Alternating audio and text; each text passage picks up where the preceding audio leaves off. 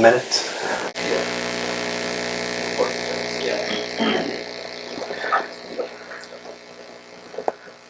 Okay, I've got 4 o'clock, so I'll get started. My name is Brett Estrade. I am from Houston. Well, I live in Houston, Texas. I'm originally from the New Orleans, Louisiana area. And I'm going to be talking about storm surge forecasting, mostly which has been accomplished by the use of open source software. A little bit about me. I'm from New Orleans. Metairie, actually, if you're familiar with the area, father of 3. I've got one of mine over here that joined me from Houston. I'm a contract Perl programmer and chairman of the Science Perl Committee. So I'll be talking a little bit more about Perl later. And I am a hurricane magnet, or at least I feel like one. So this line of work kind of chose me. A little bit about my open source activities. I'm involved in Perl Community, which is a 501c3 organization based here in Austin, Texas. And we have started having 2 conferences per year, and I'll show a little bit more information later about that. I helped establish the Science Perl Committee, which the attempt is to basically highlight all of the uses of Perl that are currently done in science. And there's a lot of it. It's just not really talked about, especially not nearly as much as, say, Python or R or some of these other projects. If you're familiar with OpenMP, I am the author of the Perl OpenMP project and kind of organize that. Really, it's just me, but I've got other people who help me out. And I run the Houston Perlmongers group, again, just like me and a couple other people whenever somebody wants to get a meeting together. And I've kind of, maybe like some other people here, I've gotten back into the old 8-bit computing, and I found this cool language called Prog8, and I helped start a user group. It's called prog8usergroup.org. And it's basically structured 6502 assembly. But I'm not going to talk any more about that, but you may want to, if you're interested, it's a cool little language. Okay, I've got professional collaborations, and the one I wanted to highlight here, in particular, since we're on their campus, is the University of Texas and TAC, which is the Texas Advanced Computing Center. And in fact, we're mere feet away from one of their systems right outside called Ranch, which is archival storage. So as you're leaving, you have to pass by a big pane, and you will see that one of their systems in there. I don't know where the other systems are. I know it's somewhere in this area, but and I have been on tour to see them. I just don't know where exactly I am with respect to the other buildings. But you're very close to some of the most powerful computers in the world, and we actually run these models on them, and they are great help to us. So this is just I guess some of the open source programming language or software that we use. Now, the computing resources obviously are not open source.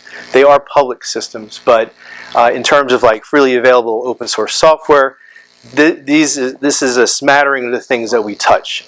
And we wouldn't be able to do what we do without Perl or Bash in particular, but I mean, everything in here is instrumental to what we do. So thank you to everybody who contributes to open source, in particular these projects. Okay, I don't know how well you can see that, but I was born in 1976, and this is since then the list of hurricanes that I've been through, and the ones that hit New Orleans during before 1995 are not really that important, but it's the fact that it followed me to Alabama with Hurricane Opal, and then when I moved back to New Orleans, we had a couple of storms. I moved back in the year 2000, 2001, and what I wanted to point out, Katrina was in 2005. Ivan preceded that the year before, and then of course Hurricane Rita. In 2008, I was living in Baton Rouge, and that knocked out power where we were for about a week. So that directly impacted me, and was Katrina and Gustav were in particular very critical storms to like what we do, the impetus of what we do. And then of course, I had moved to Houston, and at that time, Hurricane Harvey found me. And then last year, we had Hurricane Beryl. I guess in this area, you really don't have too many hurricanes. But we were talking earlier about, I think was it Hurricane Barry that came through, and that hit central Texas, and that's what caused the flooding earlier this summer. So it can impact these areas, but I have lived with hurricanes my entire life, and I'm quite honored and excited to help do something with my skills that can help people. This is a little bit about Hurricane Katrina.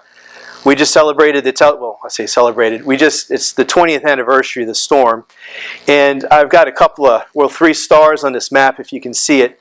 The big one is where I actually grew up, and I did not grow up far from the southern shore of Lake Pontchartrain, which, although there was no levee overtopping from the lake, water did come into the area through a system of drainage canals. And so the home that I grew up in, my parents' home, got about a foot of water, and my grandparents' home got like 6 or 7 feet of water due to all the other stuff that was happening in this part of the city where it's red.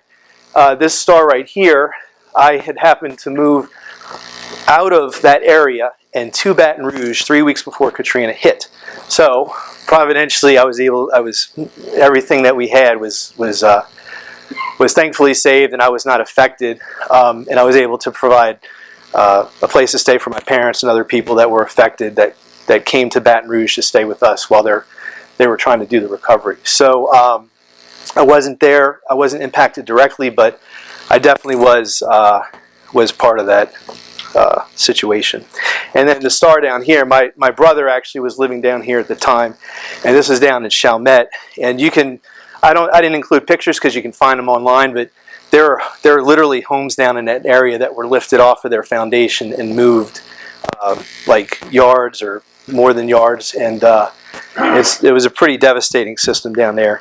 The actual impact or the landfall of the storm was in the Biloxi area, so like it was east of New Orleans. This is just where the storm surge happened, and what ended up really happening is the storm, say it landed over here, say in Bay St. Louis, Mississippi, but due to the rotation of the storm, all of the water, a lot of water got shoved into Lake Pontchartrain, and you actually had flooding on the North Shore and on the South Shore.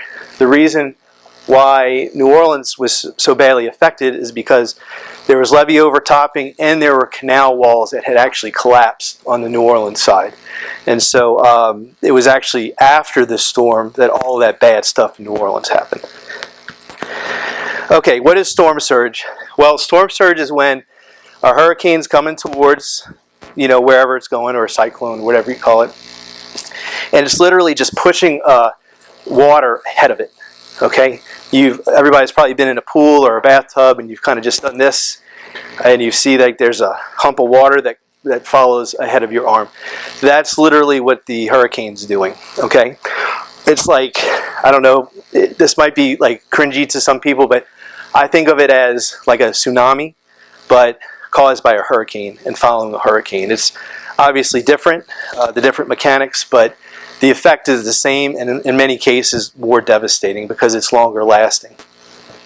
Okay, it can last for hours, and it's actually the most destructive part of a hurricane. So people, when they evacuate, some people might be concerned about the wind, or I don't know, about the rain, but the real impacts that happen are on the coastal areas due to storm surge.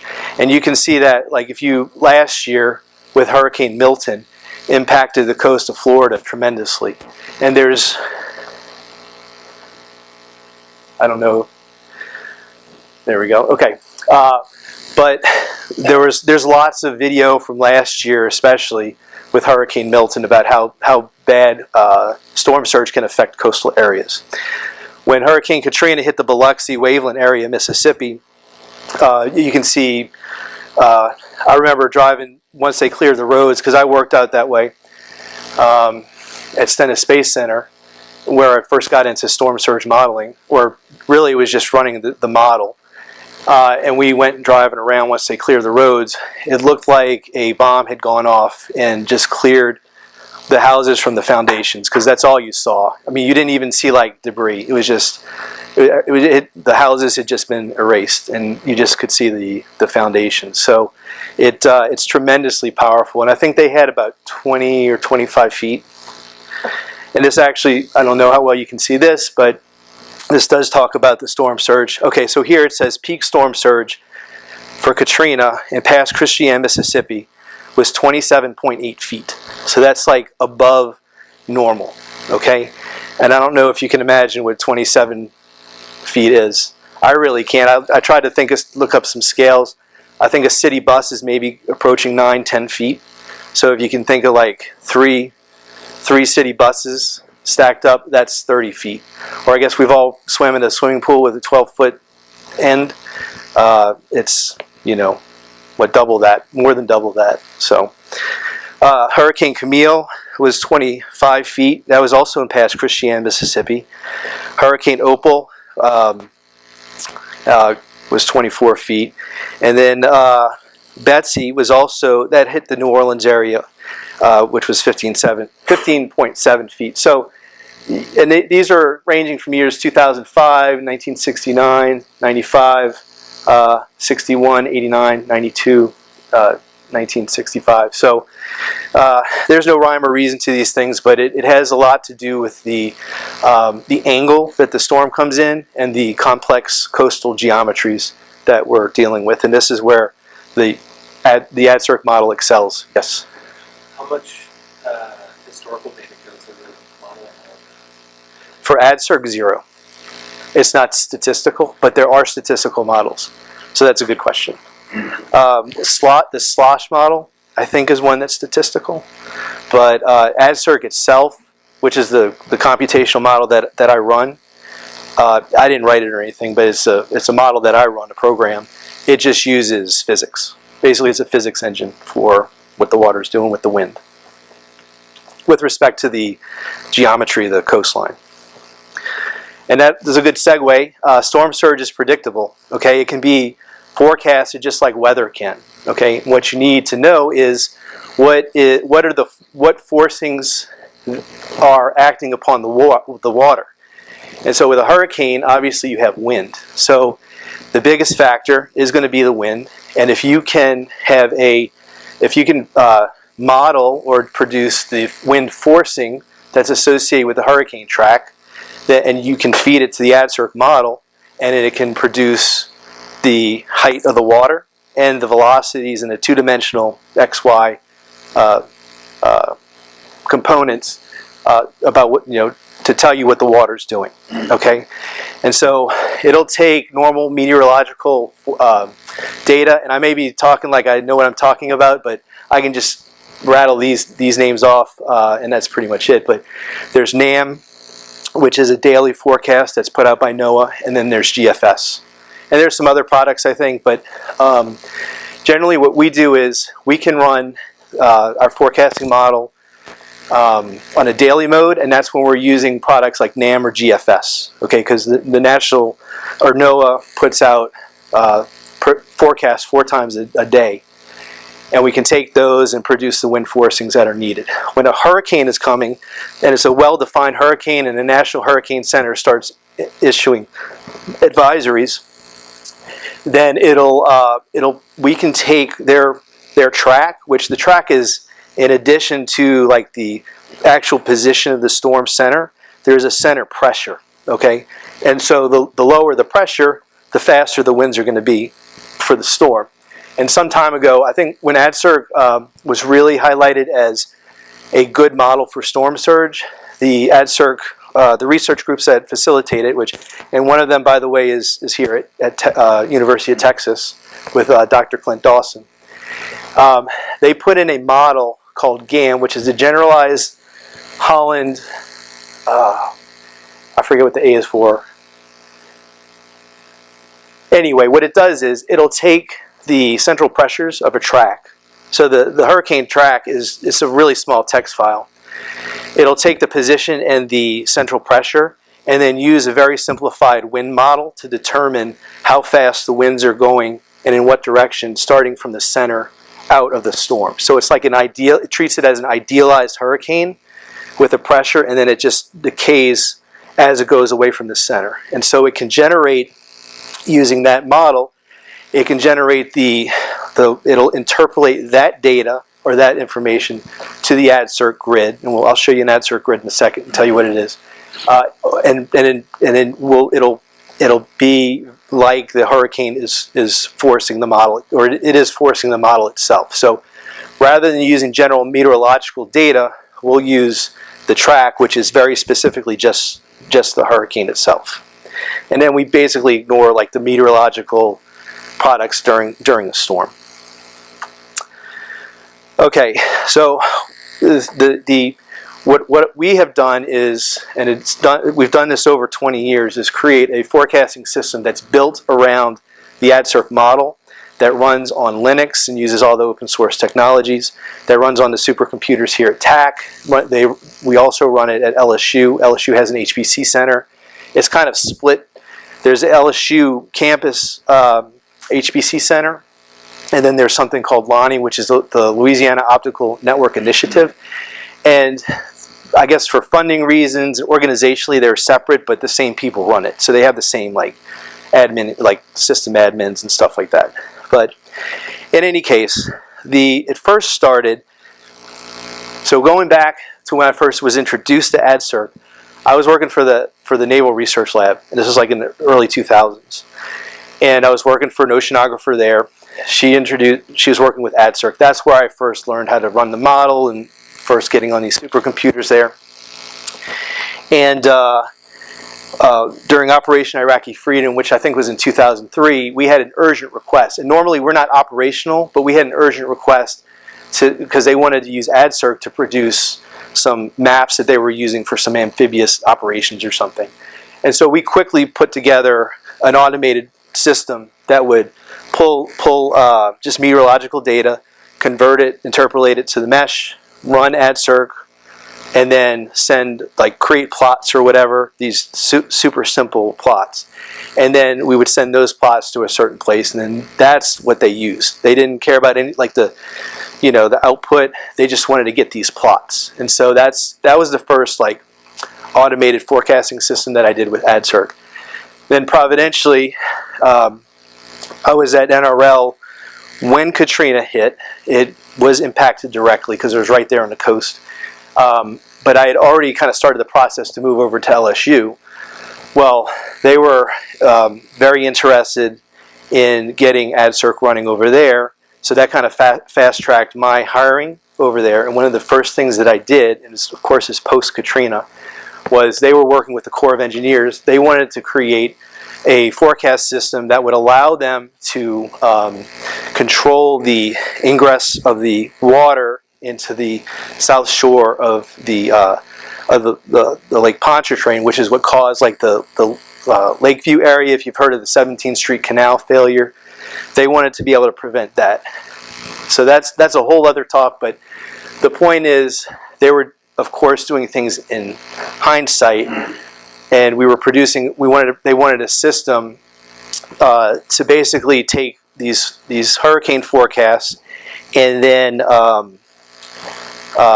produce results and tell them when they needed to lower these gates. And they needed to like physically lower these giant steel gates using like these big cranes. At the time, LSU was also getting into grid computing and HPC. They wanted to show off their resources. So it was like this coming together of like all the right pieces and parts. And I mean, they didn't know I was able to automate AdCirc. They knew that I could run AdCirc, but it just all came together. And so we did that in 2006, and it was like a demonstration project at supercomputing in Tampa, Florida. Well, we continued to work on it a little more, and then of course the next season it wasn't really that impactful.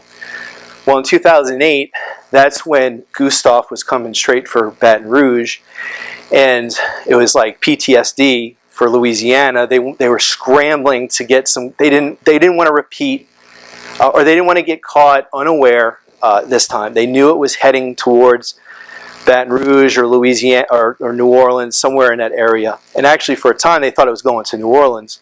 So I had a buddy come stay with me in Baton Rouge. Well, then it turned and came and hit us directly.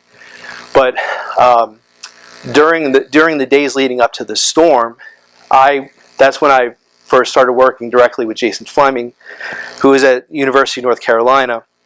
He had been simultaneously working on ways to automate AdCirc, and so he and I, and this is the team today, Jason Fleming, myself, and Corolla Kaiser, who does the GIS system at LSU.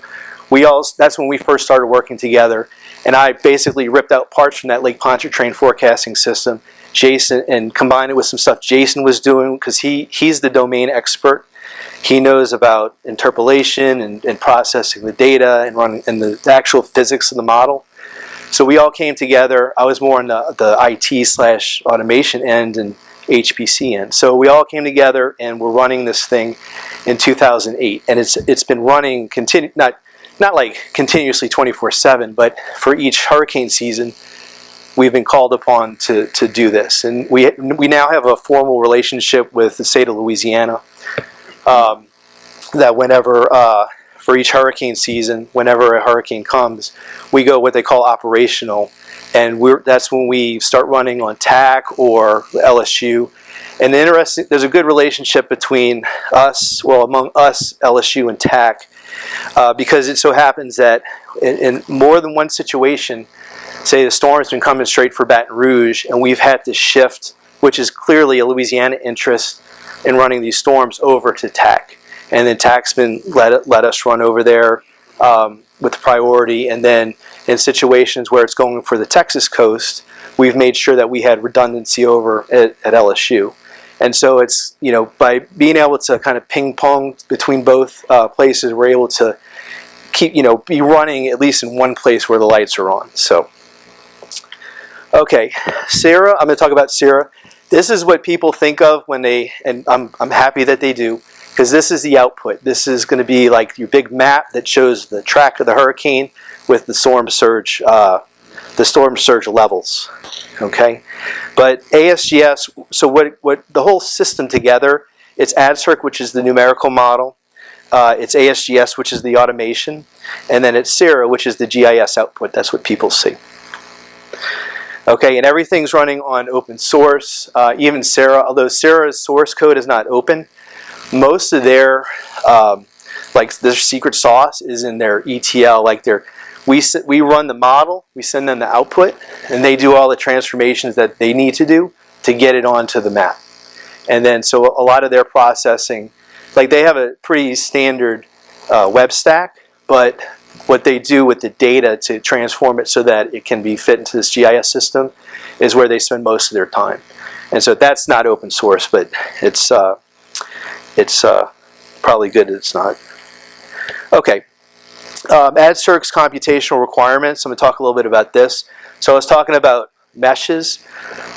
We run on meshes that have 6 million nodes. Okay, up to 6 million nodes. There's larger ones, but to give you an idea of what that means is, AdCirc runs in parallel. It can scale out to about 4,000 to 5,000 nodes per CPU. That's like the rule of thumb. And so for that 6 million node mesh that we have, if we want to, we can run it up to scale and really beyond, past 2,000 cores. And TAC is one of the only places in the world that we can actually do that, and we have had to do that before in the past. But it's all about turnaround time. So when an advisory comes out, we need to run these things and get the information. And we've also made the automation efficient. We don't compute any more time steps than we need to, but it's still going to be are huge. It's going to take a long time or require huge resources if we're running on a node or on a mesh that is 6 million nodes. I'll show you in a second here. Okay, this is Louisiana, and that's Lake Pontchartrain. This is like Galveston Bay, and this is the Apalachicola area. Florida's down here. Can y'all see that? Y'all can see that this is the Gulf of America. So I should have put that in the label. But each node, so a mesh, it's an unstructured finite element mesh. It's two-dimensional, and it's basically it's a grid or a graph. You've got nodes, which are the dots, and then where and then the elements are formed by the edges when the edges are enclosed. So it's triangular. Okay, so when I say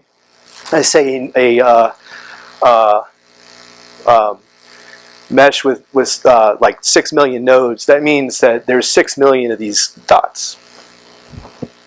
Okay. Are those all just input node? Like is it taking measurements? Is that what's happening? Is it applying? This defines the geographical domain that AdCirc is using to compute. So when the model starts, it imagines that this is like a glass smooth water, bathtub of water, let's say, over this shape. And then as it starts the model, the wind's blowing over certain parts of it. It's actually like able to compute what the water is doing, like the direction it's flowing, how fast it's flowing, and then if it's getting piled up, how high it is. And you'll see that along the coastline, it's darker because there's more nodes. That's where all the resolution is. Okay, and so as a storm comes in and it's pushing, it's heading into land, it's pushing this big like hump of water up to the coast. And you can imagine as it gets more shallow and gets up to the coast itself, that's when you get that like tsunami effect where the water actually rises up to 30 feet. So AdCirc excels at computing that whole physics in these complex geometries. Did I answer your question? It does. Okay. Where does that geometry come from? These meshes are generally made manually but using tools. And then there's also a depth bathymetry. So along with this is at each node, each point, there's a depth. Okay. And that comes from various sources like Navy survey data. I guess they can use sonar or LiDAR, or like I mentioned that the automation that I was doing for Iraqi freedom. The reason why that was considered a top secret project, and it wasn't because we were doing it, it wasn't because we were using AdCirc, it was because the bathymetry data we were using was refined down to like a foot or something like that. So it was actually the details at the bottom of the I think it was the Persian Gulf or the Straits of Hormuz or something. It was actually the details of that were classified. You got current data. Well, so AdCirc can input all of that stuff. Like it can. So the Mississippi River is like I don't know. This is the delta. Well, you can have along the boundary. You can define like they call it flux boundaries, and so you can define that like flowing in, like rivers contributing, or you can have it fixed, or it can be like the reason AdCirc's used because you can put features in there like bridges and levees and things like that. So I'm going to move on, but I'm happy to answer any questions after. Okay, this is just kind of like some stock pictures of the TAC supercomputers. TAC's been great all of these years, and so I just want to thank them for hosting this, but also for helping us. And if you do some searching, they've got some really good articles about what TAC does when it comes to emergency response or disaster, or in particular the hurricane stuff. So I encourage you to do some searching and find those articles. There are some pretty recent ones. LSU also is the same. It's not nearly as large, the clusters there, but nonetheless they've really come through for us in a pinch. So, okay, this is Sarah. I think that QR code should go to the site as it is now. But this is it. It's like if you were to go look at your daily weather forecast, you could go and look at what the storm surge is doing at any given moment. Now, if there's a storm there, this is Umberto. I don't think he may or may not be around anymore. I don't know, but this is from a few days ago, and it shows the storm surge or not the storm surge, but the water. What the water is doing basically wherever it's going to be passing over. Okay, and thankfully neither Imelda nor he hit the coast, but it was looking a little hairy there for a while. But had it done so, people would be slamming this site, like going to it and seeing what's going to be happening all along here. And so you can zoom in these you can zoom in pretty well. This has been a pretty well refined tool, and it's used by emergency operations centers all over the place. I don't know exactly where this is, but you can see it's kind of like a command. This is at the governor's office in Louisiana. And you can see it's during COVID time because some people are masked up, but they've got I think that's Sarah up there. Oh no, Sarah's on this guy's laptop right here. And so, but so the way that Sarah is set up is there's a public-facing site. When there's a hurricane, people can very easily overwhelm it, even though it's made to kind of scale. So people, well not people, but institutions or organizations that actually need this data in real time can apply or request a login, and there's some login nodes that you can, or some servers that if you get a login, which you just need to prove that you are who you say you are, you can get in. It's not gonna be slammed for you. Even it'll reliably serve the data during a storm, unless it hits Baton Rouge, which has happened before, and all the power's gone down. So, but at that point, it's kind of like moot. And but we've had logins from all kinds of people, and I mean the rumor is we've even had it up at the White House Situation Room, so which I thought was pretty cool. Okay, yeah, it's free. You can go there and see what's going on like anytime during the day or during storm, and so I encourage you to do so. And I mean it's showing the results of AdCirc, which is the premier model for doing this kind of thing, and Sierra has proven and been tempered through many storms to be a very useful tool. So I would definitely recommend it if you're interested in this stuff. Okay, I think we're getting close, but this is all open source too. Well, Sarah, again, the GIS stuff is not, but like having the setup, ASGS, which is the automation framework, is open source. It's on GitHub. AdCirc has recently been, well, within the last couple of years, has been open source. It's on GitHub, okay? And the simple reason for that is because NOAA and the Corps of Engineers have funded a tremendous amount of AdCirc's development, and so we kind of own it, you know, as U.S. citizens, taxpayers, and so it's available for us. Now, not a whole lot of people know that they can download it or maybe are interested in doing so, but you can. And so what makes it even maybe more interesting for people who want to, like I say, play along. I mean, I really enjoy being an operator when there's a storm. I enjoy working on the ASGS itself, doing the automation. But when there's a storm coming, it's like go time. And like we're, you know, although we're remote, we're doing like daily or maybe sometimes like several times during the day coordination calls among the team. So it's like me, Jason, Corolla. She's got some students, and then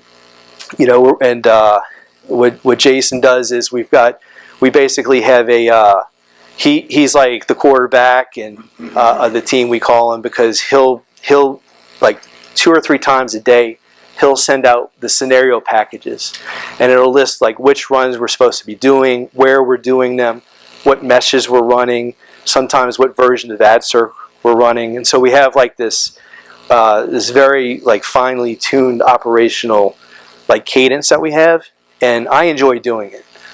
Sometimes we're up very late doing it, but it's very rewarding, and I feel very privileged to be able to do this kind of thing because of where I'm from and the impacts hurricanes have had on me.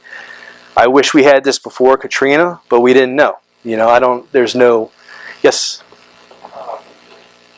I'm from a state that doesn't get hurricanes, so I'm actually kind of curious, does something like this exist for states that are more concerned about tornadoes and supercell and things like that? Probably so, but I don't know. I think that TAC has I forget what it's called, Design Safe maybe it's called. It's for emergencies, and I know they do tornado awareness or models and stuff like that. I would imagine they do have something like that, but I don't know for sure. the nature of the storms obviously are a little different. Like with hurricanes, we know like days ahead. With tornadoes, they can happen just like that. And so I think that their systems are probably tuned more towards like, you know, something like that versus a long kind of, you know, we notice the storms forming, and we kind of, you know, can get up and stretch and like, okay, what do we need to do? And we can kind of take our time, but and kind of ease into that operational mindset. Yes.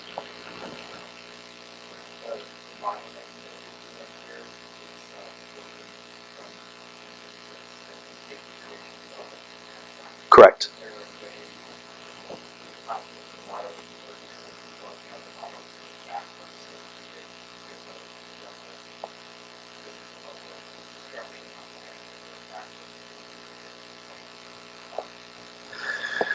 No, well, I don't want to say yes or no. I don't know. But I will tell you what generally happens after a storm is there will be a hindcast, which is running the entire storm as it happened.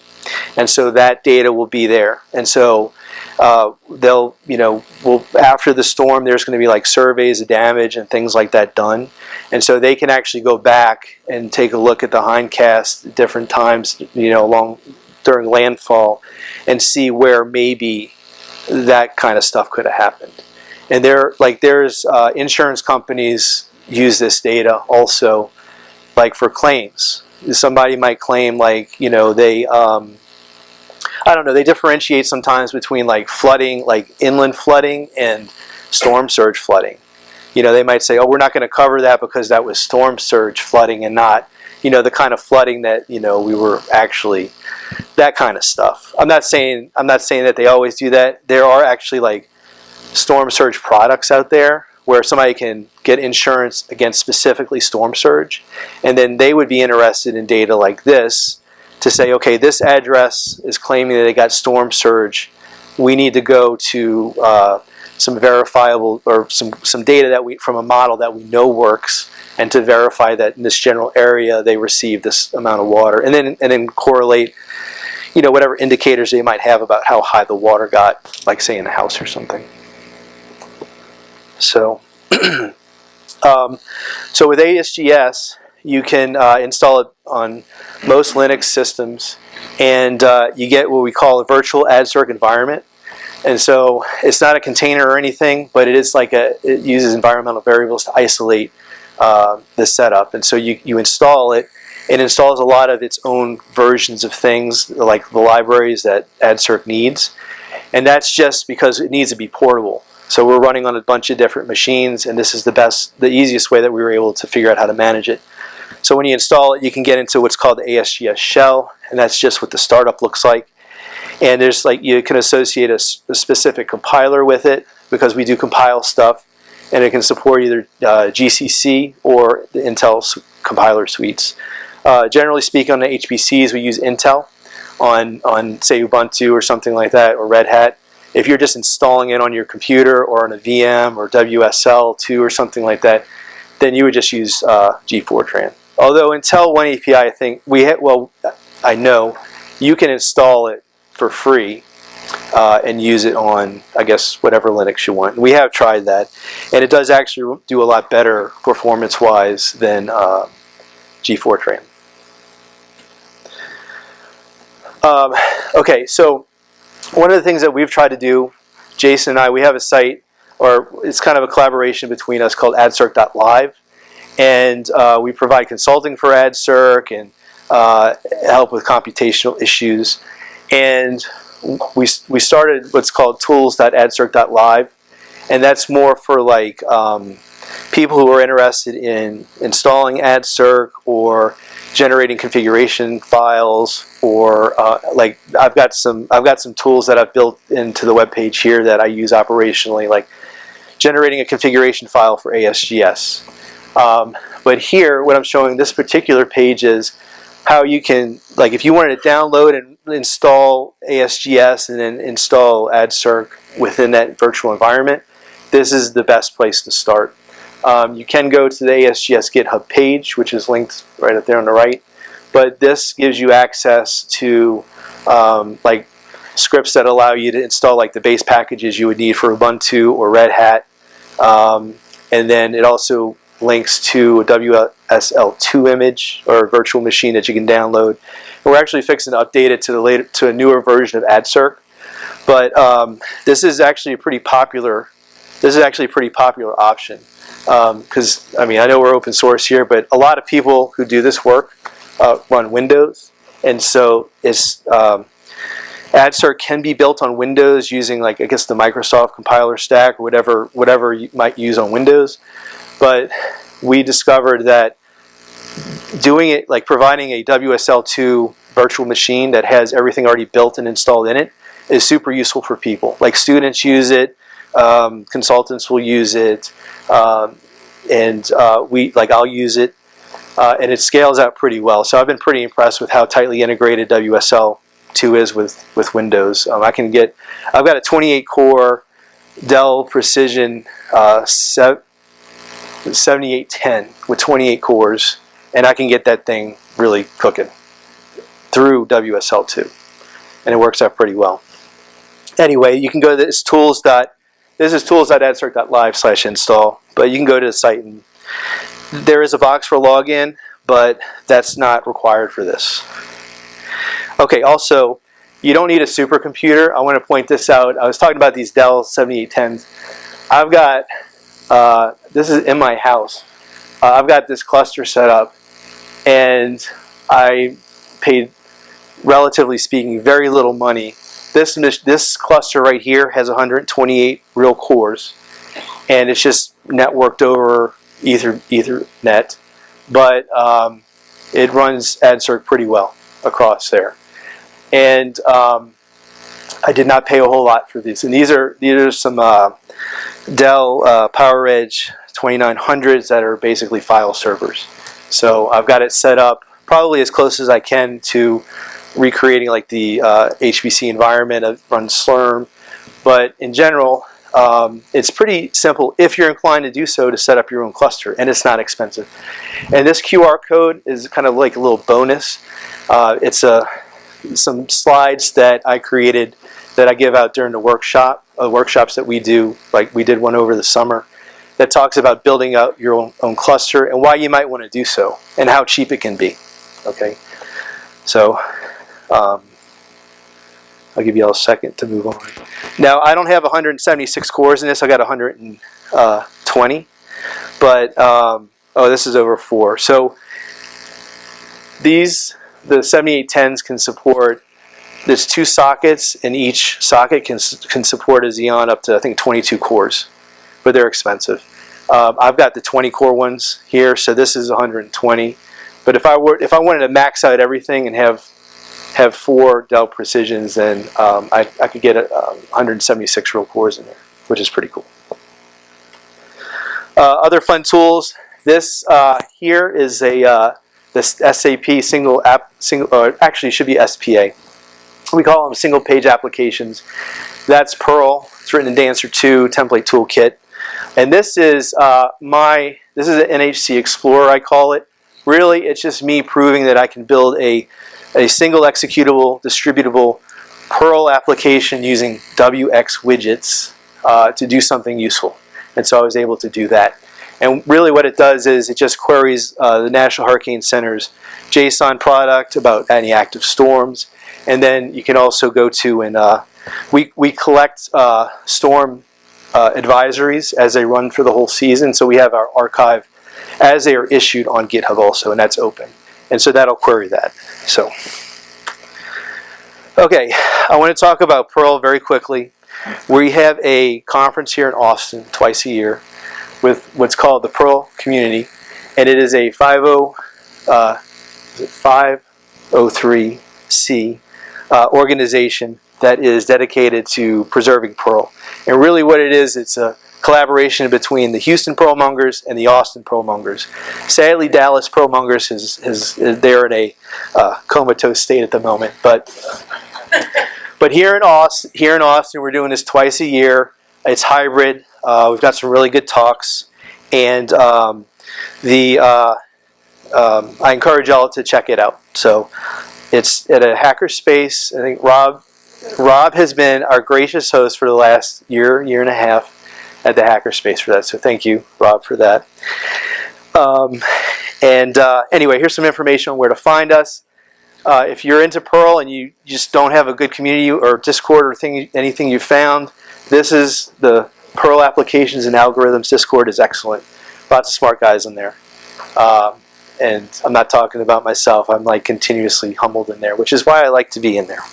They like to make fun of me. Okay, and this is kind of our splash screen for the conference. But it's definitely Austin. Once every 10 years. Anyway, I encourage y'all to do it. We're trying to keep. Pearl's never going to die, but we're trying to keep awareness of it alive. But there's a lot of science still being done in it. We use it. It's instrumental to what I do, what I just talked about. And this is just a call for participation. So please consider. And then thank you. Oh, I have another bonus set of slides for building AdCirc in ASGS. So there's like a cool AdCirc build wizard I have that does like applying patches and does all kinds of cool stuff. So it makes it as portable as I can make it possible, and talks about the virtual AdCirc virtual environment and all of that stuff. So that's all I've got. I think I went over a little bit. Thank you for your patience.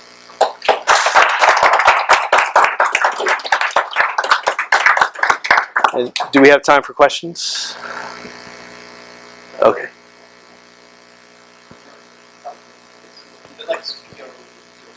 Okay.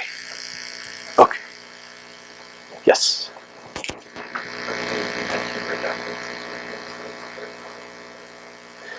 Just through like verbal coordination. What we'll do is, if we all keep pretty close eye on the tropics during this time of year, and if we see like there's not just at the National Hurricane Center, like there's all these other sites that kind of show things are developing or whatnot. If it's showing up on National Hurricane Center site, we've probably already been aware of that there's something brewing. And so we will just start, we have coordination calls weekly anyway, and we'll just start running these daily forecasts using the meteorological data, so like NAM or GFS. And so once it becomes a named storm, we can switch in the middle, between runs, we can switch forcing. So we can take a system, an ASGS that was running with meteorological data, and say, okay, now use the hurricane track that's being issued, and it'll seamlessly cross over. And we've implemented stuff even where we call it hot starting. We can hot start something like, say, that's running at LSU, and if there's a storm coming and we needed to create a redundant run over here, we don't have to do the whole spin up. We can take the model state file, which we call the hot start file, and it just starts from that, and then now it's just running simultaneously on multiple systems, and then like say if LSU goes down, loses power, which has happened, it's still running over here. Yes. Using Pro 5 or Rector? Pro 5. Pro 5. Yeah, with regards to your Perl expertise, can you expand a little bit with regards to exactly what you're doing with Perl? Is it like with that CDF data, the grid data sets? No, we're using compiled programs for that. So what Perl does is it builds the entire system. Like it manages compiling all the components together, which it's kind of like a meta build system. And then we've got tools that will all